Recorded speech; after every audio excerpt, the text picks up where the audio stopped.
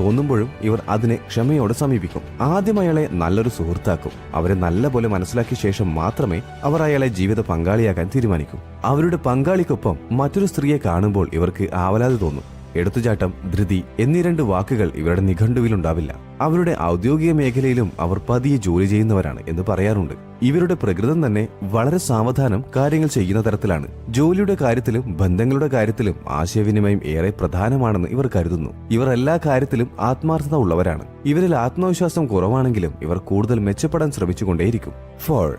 Gamma female.